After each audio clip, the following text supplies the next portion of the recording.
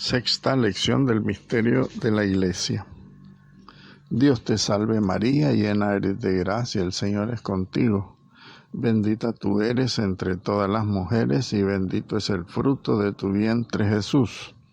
Santa María, Madre de Dios, ruega por nosotros pecadores, ahora y en la hora de nuestra muerte. Amén. Bienvenidos, queridos hermanos, a nuestra sexta lección del misterio de la Iglesia, o lo que es lo mismo, como le refiere el Concilio Vaticano II, la eclesiología.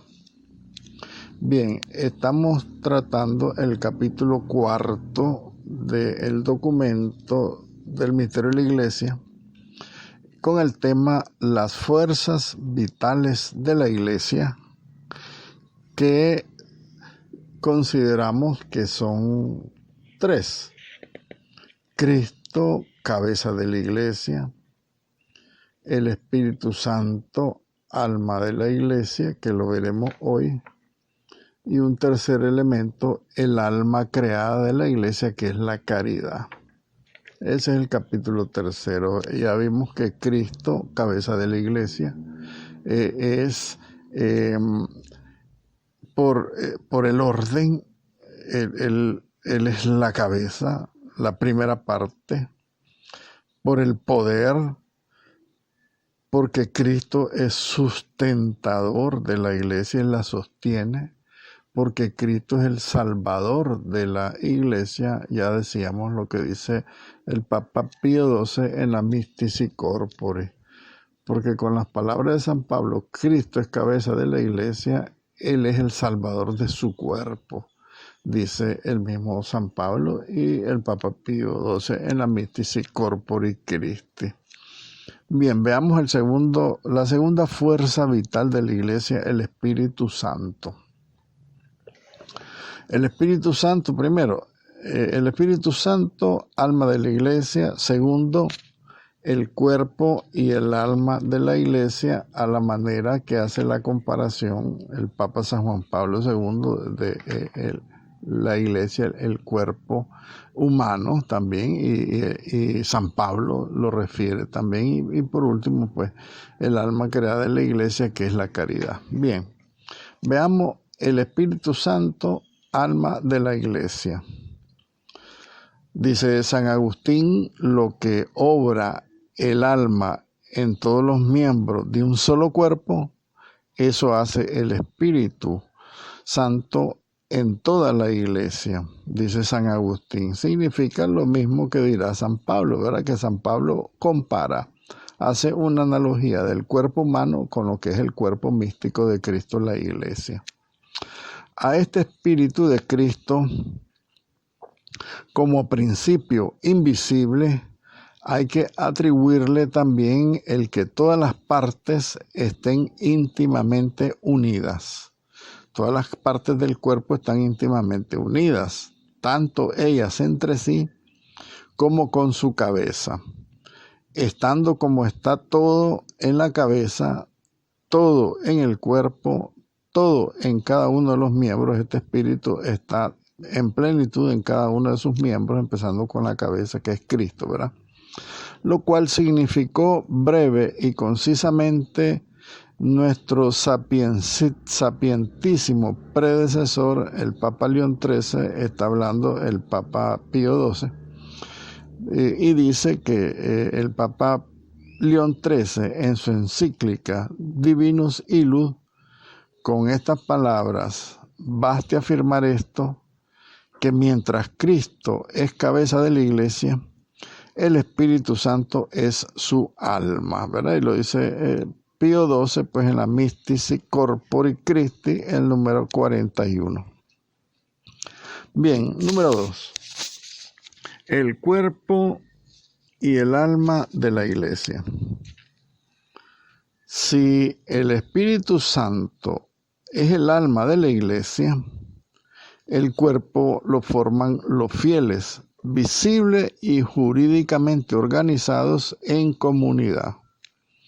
Son muy dignas de tener en cuenta las enseñanzas del Papa Pío XII, cuando dice en la Mystici Corpore Christi Dice Pío XII, el Papa, pero entre los miembros de la Iglesia solo se han de contar, de hecho, los que recibieron las aguas regeneradoras del bautismo y profesan la verdadera fe.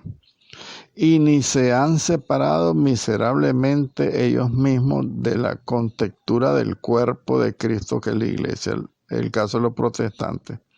También ni han sido apartados de este cuerpo místico por la legítima autoridad a causa de gravísimas culpas. Porque todos nosotros, dice el apóstol, somos bautizados en un mismo espíritu para formar un solo cuerpo, ya seamos judíos o gentiles, o esclavos o libres. Él lo refiere en la Mystici Corpori Christi el Papa Pío XII en el numeral 16. Dice San Agustín por su parte, ¿quieres tú vivir del Espíritu de Cristo? Forma parte del cuerpo de Cristo, ¿verdad? Entonces el que no forma parte del cuerpo de Cristo no tiene el Espíritu de Cristo. Esto nos dice mucho con el problema de la secta, que por tanta ignorancia, pues los mismos católicos incautos se han salido por diferentes motivaciones. En primer lugar, la primera motivación es la ignorancia. Bien. Veamos el tercer elemento que constituye las fuerzas vitales de la Iglesia. El alma creada de la Iglesia es la caridad. En cuanto cultual, sacramental y orientada, ¿qué cosa es la caridad? El amor. Vamos a referirnos al amor. La vida de la Iglesia la constituye el amor en cuanto es prolongación de ese amor de Cristo, y en cuanto que lleva consigo el triple sello de su sacerdocio, de su santidad y de su realeza. Es una caridad, es un amor reunido en torno al culto cristiano, es decir, en torno a la perpetración del sacrificio de la cruz y de la dispensación de los sacramentos. Recordemos que Cristo, por amor infinito al Padre y a nosotros, se entregó, ¿verdad? Se perpetró en el sacrificio de la cruz. Y nos dispensa por esto los sacramentos.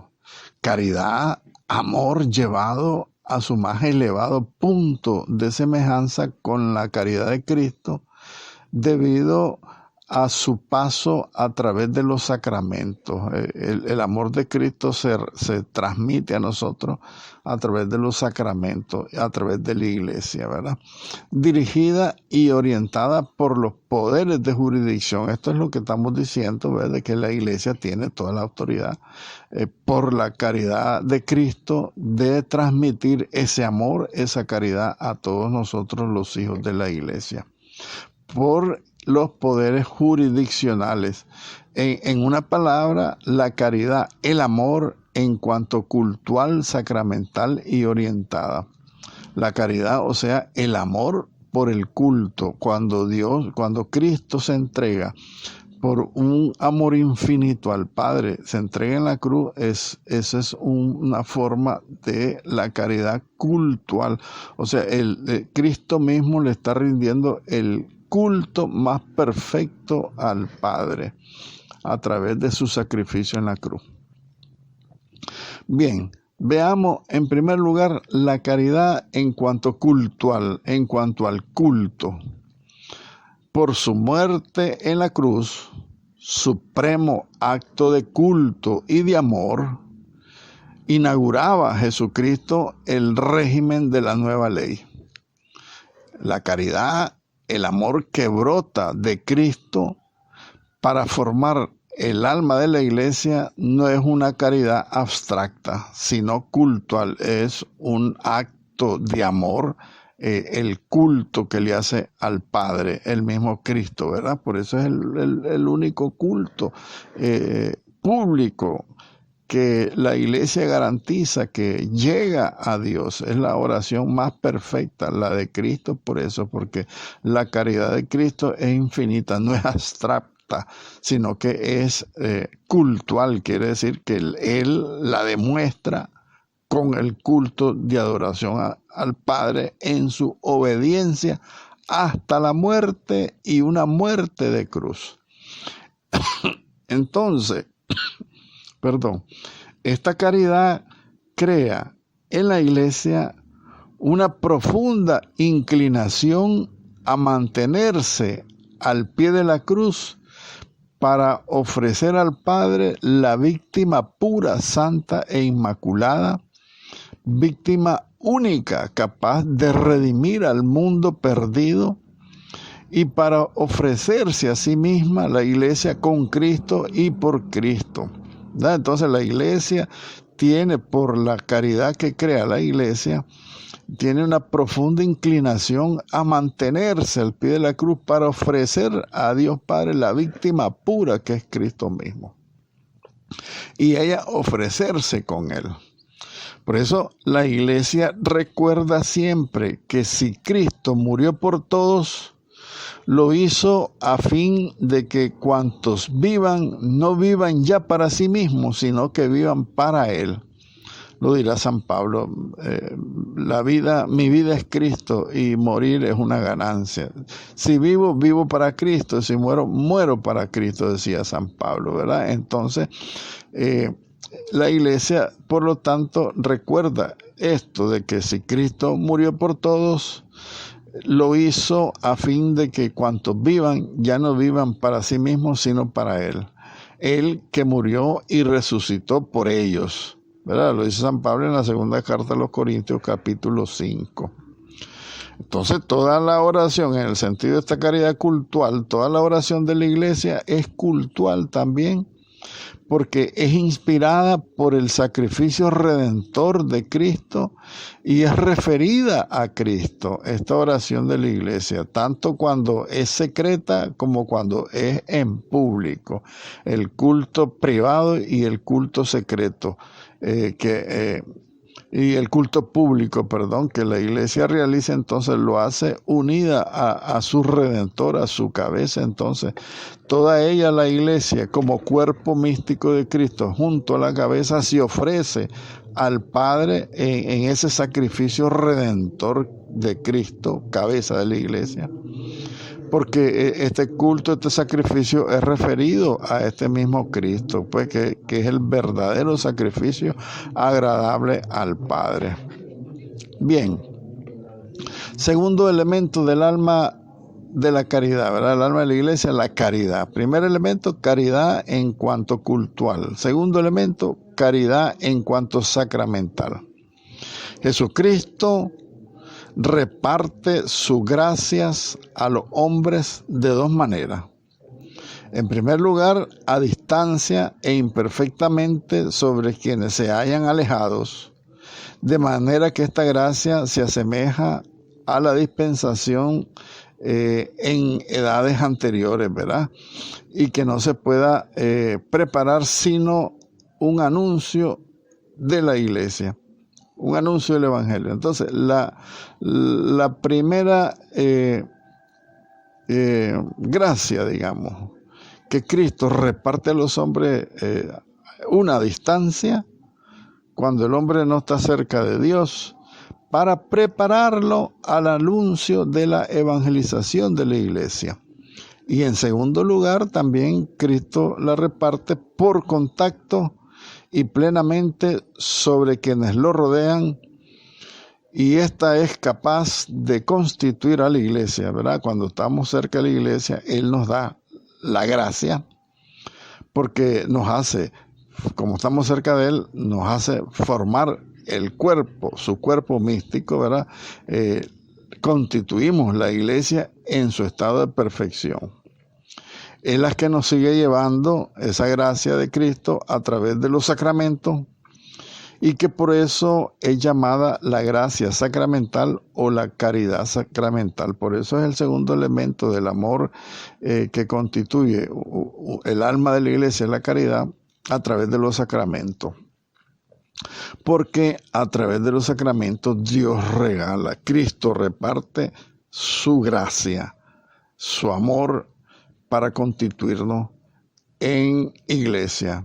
Por eso decimos cuando estudiamos los sacramentos, la gracia sacramental o la caridad sacramental. De esto, la Eucaristía es como el foco de toda la caridad sacramental. Pues la Eucaristía contiene al que es la gracia misma, Cristo Jesús, al que constituye lo que desde antiguo los padres llamaban el vínculo de la caridad, que es Cristo. Un tercer elemento de la caridad como alma creada de la Iglesia es la caridad en cuanto orientada. Vamos a ver qué dice esto. El Salvador, que derrama secretamente en el corazón humano su amor, con su amor va adoctrinando al ser humano, además desde el exterior, para llevarlo a donde Él quiera, ¿verdad? Lo va adoctrinando desde fuera, porque decimos nosotros que las gracias son infusas. Infusa quiere decir que vienen desde fuera de nosotros. Las recibimos de Dios. Segundo, que la misión de enseñar autoritativamente Jesucristo la confió a sus discípulos y a ellos les prometió su asistencia hasta el fin del mundo. Y aunque existe una rectitud inherente a la virtud, de manera que jamás se equivoca, con todo esto, ¿verdad? Estamos hablando de la asistencia, fíjense bien, para que no nos perdamos, estamos hablando de la asistencia que Cristo le prometió a la Iglesia con su autoridad para que actúe en la rectitud de la virtud, para que nunca se equivoque en esta verdad la Iglesia. Pero con todo esto, en el hombre en que se hallan la fe, la esperanza y la caridad, que de por sí son infalibles, que no cambian, se puede mezclar en el hombre existencialmente impurezas doctrinales, ya que el hombre por sí mismo no goza de la infalibilidad, que sí le fue otorgada al sucesor de Pedro en la cátedra de Roma, al Papa. El Papa es el único infalible. Aunque nosotros tenemos esta verdad en nosotros y tenemos las virtudes infusas del bautismo, la fe, esperanza y la caridad, sin embargo, nosotros nos podemos equivocar porque se pueden mezclar en esa verdad que tenemos en nuestro corazón las impurezas doctrinales. Por eso el hombre no goza de infalibilidad, pero sí el Papa sí goza de infalibilidad. Esta falibilidad existencial, o sea, esta capacidad de equivocarse que tiene el ser humano, el cristiano, prestarán remedio desde el exterior las luces magisteriales que han sido prometidas a los poderes jurisdiccionales, esto es a Pedro. Pedro es el que nos puede sostener en la fe, quiere decir esto. Quiere hacer infalible todas las verdades que tenemos en nosotros, porque Cristo lo ha dejado como remedio para sostenernos en la verdad total. Por eso el amor, decimos, es orientado, porque si nosotros somos de alguna manera falibles, que nos podemos equivocar, Cristo dejó a uno que es infalible, que es el que nos va a sostener en la fe, ¿verdad? Y el amor, esta caridad, será lo que inclinará a la inteligencia. Fíjense ustedes, el ser humano se puede equivocar. Cristo dejó a Pedro infalible para sacarnos del error. Entonces, el amor es el que inclinará nuestra inteligencia a aceptar la infalibilidad, el magisterio. Tanto especulativa como práctica, tenemos que prestarle entonces nuestra total adhesión plena adhesión a todas las directrices jurisdiccionales de la Iglesia, o sea, la orientación pastoral que da el Papa. Tenemos la obligación de adherirnos plenamente. ¿Por qué? Porque el amor va a inclinar a la inteligencia nuestra a aceptar esa verdad. Entonces por el amor, quedarán plenamente incorporadas y asimiladas todas estas verdades, y esto supuesto no abre ya con algo extraño exterior. De hecho, son algo interior al amor, al que al hacer las suyas especifica su propio impulso, se perfecciona y se orienta. Esto significa entonces que el amor que nos viene de fuera ya se convierte en nosotros no algo extraño, sino algo interno de nosotros, porque ya el amor ya habita también en nosotros. Ese amor que es el alma de la Iglesia tiene que habitar en nosotros, así como el Espíritu Santo habita en nosotros por el bautismo. El amor debe habitar en nosotros, y es el que nos hace abrirnos la inteligencia, la verdad, y hacer nuestras esas verdades. Entonces ya no es un impulso exterior, sino ya interior, esa respuesta, esa aceptación de la fe.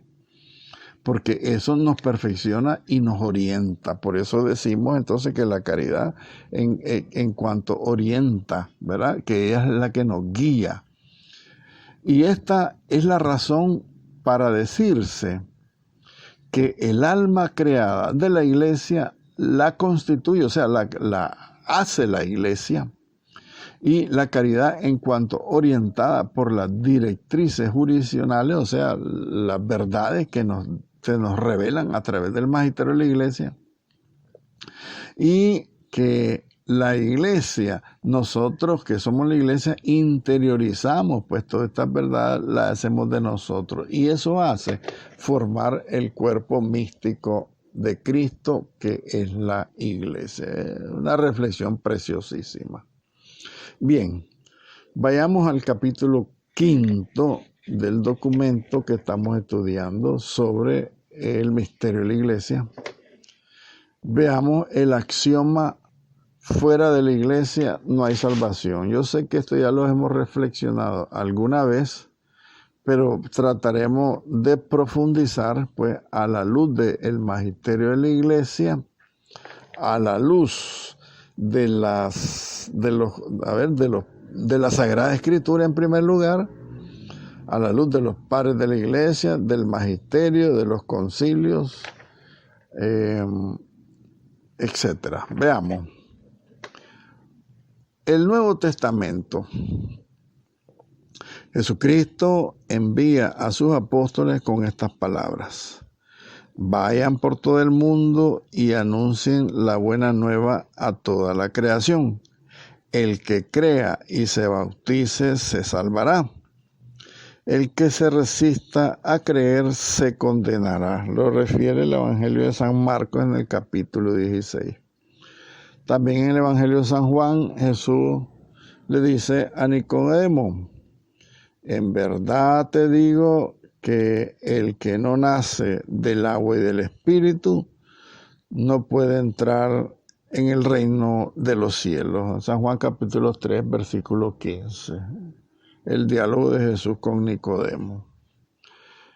Entonces esto significa que para formar parte del cuerpo místico de Jesucristo, que es la Iglesia, se requiere obligatoriamente el bautismo como medio para la salvación. Y ya con esto hay una referencia clara que si no estás dentro de la Iglesia no hay salvación. Lo refiere San Marcos, ya lo dijimos, y el Evangelio de San Juan a Nicodemo. ¿Qué dicen los padres de la Iglesia? Los padres de la Iglesia naciente, de los primeros 8 siglos de la Iglesia. Por ejemplo, Orígenes dice: fuera de esta casa, es decir, fuera de la Iglesia, nadie se salva, ya que quien se encuentra fuera ha firmado su propia condena. Eso lo dice Orígenes. Y San Cipriano dice: no tendrá acceso a la recompensa de Cristo quien abandona la iglesia de Cristo. No puede tener por padre a Dios quien no tiene a la iglesia por madre. Fíjense que esta es una frase, no es nueva, es antiquísima. San Cipriano, de los padres de la iglesia, lo dijo. Si no tenés a Dios como padre y no vas a tener a la iglesia como madre.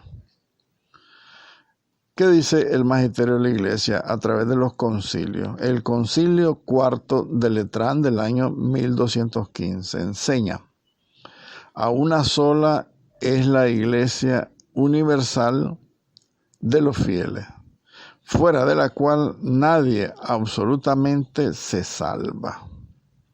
Ese concilio fue rajatabla. Dice que absolutamente nadie se salva si está fuera de la iglesia universal. El Papa Pío IX dice: pero bien conocido es también el dogma católico, a saber que nadie puede salvarse fuera de la Iglesia Católica. Lo dice en su encíclica Quanto Conciliamur Merore, una encíclica del Papa Pío IX. Una carta también del Santo Oficio de la Curia Romana al arzobispo de Bogotá, el 8 de agosto de 1949, resumía estas enseñanzas anteriores del magisterio de esta forma.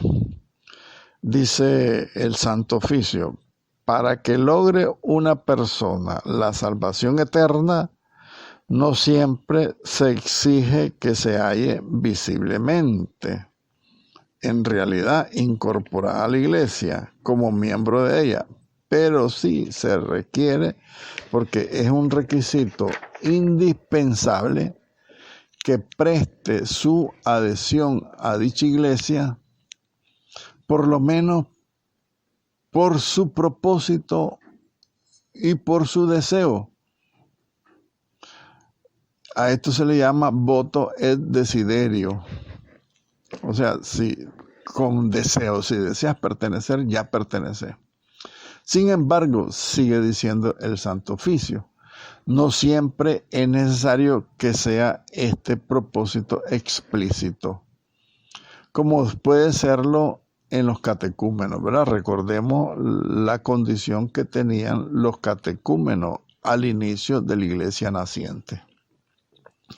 El catecumenado en la iglesia naciente era un periodo de preparación para recibir el bautismo e incorporarse a la iglesia. O sea, era una catequesis mistagógica que impartían los apóstoles y los obispos de la iglesia naciente a las personas que pedían el bautismo y ser incorporados a la iglesia. Entonces, ese es el caso de la condición que tenían los catecúmenos, o sea, los conversos del paganismo que deseaban ser católicos, y estos no precisamente expresaban de una manera explícita su deseo de pertenecer a la iglesia, porque solo con el hecho de estar recibiendo la catequesis ya hay un deseo intrínseco de pertenecer a la iglesia. A esto se refiere este texto, ¿verdad? Dice: sin embargo, no siempre es necesario que sea este propósito explícito. No es necesario que lo estés diciendo, pues, sino que tengas la misma condición que tenían los catecúmenos al inicio de la iglesia.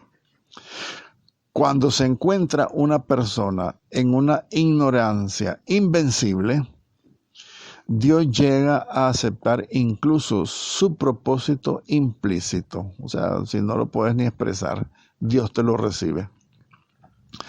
Y así llamado implícito porque se haya incluido en la buena disposición del alma por la que se quiere el hombre hacer su voluntad conforme a la voluntad de Dios. O sea que el hombre por ignorancia, una ignorancia invencible, o sea que nunca va a salir de la ignorancia. Pero sí, él trata de hacer siempre la voluntad de Dios por su corazón limpio, porque hay gente buena que tiene corazón limpio y que no conocen a Cristo. Entonces a ellos también dice este documento del Santo Oficio que se puede pertenecer a la iglesia entonces con esas mismas condiciones. Bien, la explicación del axioma. ¿Cómo se explica? Podemos considerar a la iglesia primero en estado de perfección absoluta que recibe de Cristo por medio de la jerarquía. Segundo, en el estado normal de su formación antes de la venida de Cristo. También es la iglesia, ¿verdad? Cuando está el antiguo pueblo de Israel era el pueblo de Dios. El nuevo pueblo de Dios es la iglesia. Entonces, consideramos la iglesia en su estado de perfección. Entonces, en primer lugar, los que estamos unidos a la iglesia, ¿verdad? A través de la jerarquía. En segundo lugar, los del Antiguo Testamento que esperaban la venida de Cristo. Eran su iglesia.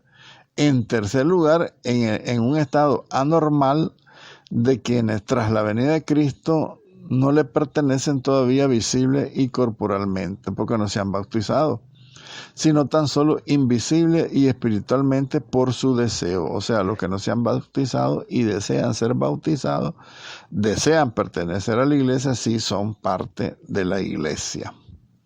De aquí se sigue que hay tres regímenes distintos. Primero, el régimen de pertenencia manifestada a la iglesia. El segundo, el régimen normal de pertenencia latente antes de Cristo, o sea, antes de la venida de Cristo en el Antiguo Testamento. Y tercero, el origen normal de pertenencia latente después de Cristo. O sea, los que desean hacerse cristianos, recibir el bautismo una vez pues venido Cristo.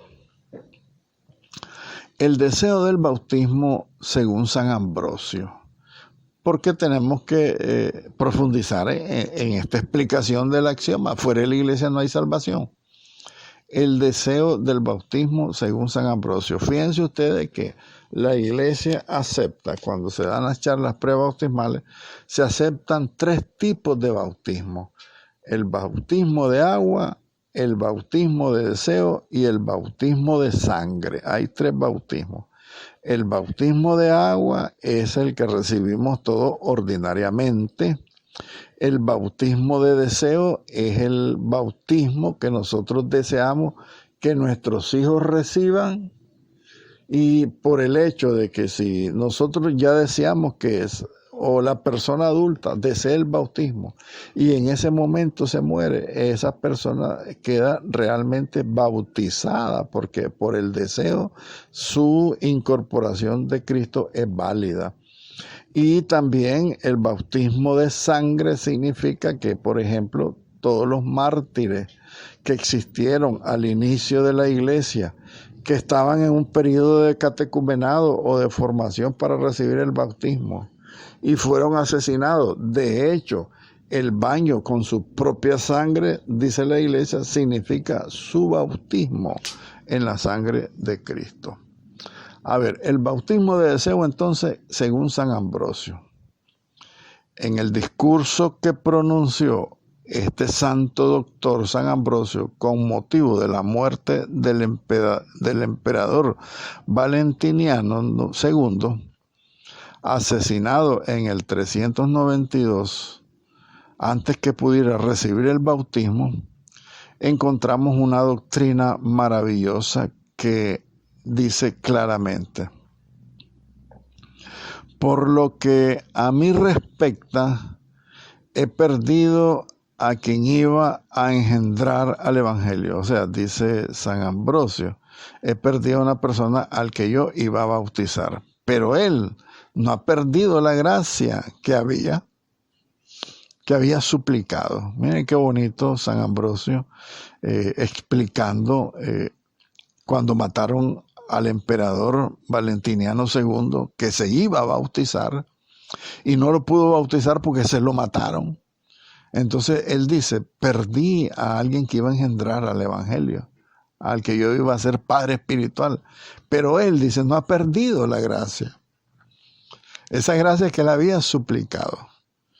¿Qué tenemos nosotros en nuestro poder más que la voluntad, el deseo? Ahora bien, no hace tiempo que ha manifestado este deseo suyo. Sigue hablando San Ambrosio. Dice que Valentiniano ya le había manifestado hace tiempo ese deseo de bautizarse, de hacerse instruir antes de entrar en Italia, y declarado su designio de hacerse bautizar inmediatamente por mí. ¿Le faltará por ventura la gracia que ha deseado? ¿La gracia que ha pedido? No hay duda de que si la ha pedido, la ha recibido. De ahí que esté escrito en el libro de la sabiduría, dice San Ambrosio en el capítulo 5, sea cual fuera la muerte del justo, su alma mora en paz. Preciosa la reflexión de San Ambrosio, cuando le mataron al emperador Valentiniano II, que se iba a bautizar. No hay duda, dice, quiero repetirlo porque es emotivo, no hay duda de que él no ha perdido la gracia, la ha recibido. Como está escrito en el libro de la sabiduría, capítulo 5, versículo 7. Sea cual sea la muerte del justo, su alma descansa en paz. Es preciosa la conclusión. Bien, concluyamos. La doctrina anterior de que fuera de la iglesia no hay salvación nos demuestra que si la bondad divina puso a nuestro alcance el sacramento del bautismo, con esto, por supuesto, no se ató las manos y por eso en su poder está el infundir la gracia en caso especialísimo, según su beneplácito. Quien recibe la gracia está bajo el influjo del Espíritu Santo, alma increada de la iglesia, y tiene la caridad que es su alma creada. Luego, espiritualmente pertenece al cuerpo místico de Cristo, que es la iglesia, y si muere en esa situación se salva, porque aunque de hecho no es miembro de la iglesia, espiritualmente sí lo es, por su propio deseo, y en esa forma se cumple la doctrina dogmática de que fuera de la iglesia no hay salvación. Bellísimo. Bien, entremos una breve introducción al capítulo 6 de nuestro documento, las notas externas de la iglesia. Las notas reconocidas, ¿verdad? La nota significa cómo podemos reconocer la verdadera iglesia. Todo ser tiene cualidades esenciales por las que se le distingue de los otros y puede ser reconocido. En este caso, la iglesia de Cristo debe, por lo tanto, debe poder ser reconocida y debe ser distinguida de las demás asambleas, porque no sé si llamarles iglesias, por unas notas esenciales, visibles y evidentes. Estas notas son 4, que el concilio niceno-constantinopolitano señala así. Creemos en la iglesia una, santa, católica y apostólica, y que con claridad enseña el mismo Cristo en el Evangelio de San Mateo, capítulo 16, 17 del San Juan y otros textos. Por su parte, el Concilio Vaticano I, recordémoslo, dice, porque a la Iglesia Católica sola pertenecen todas aquellas cosas tantas y tan maravillosas que han sido divinamente dispuestas para la evidente credibilidad de la fe cristiana. Es más, dice el concilio, eximia santidad e inexhausta fecundidad en toda suerte de bienes por su unidad católica y su invicta estabilidad, es un grande y perpetuo motivo de credibilidad y de testimonio irrefranqueable de su divina legación, que venimos de Dios, significa. Esto dice el Concilio Vaticano I en el Denzinger 1794. Entonces vamos a ver a partir de este momento las 4 notas de que goza la Iglesia. La Iglesia que es una, santa, católica y apostólica. Profundizaremos en nuestra siguiente clase. Gloria al Padre y al Hijo y al Espíritu Santo, como era en el principio, ahora y siempre, por los siglos de los siglos. Amén.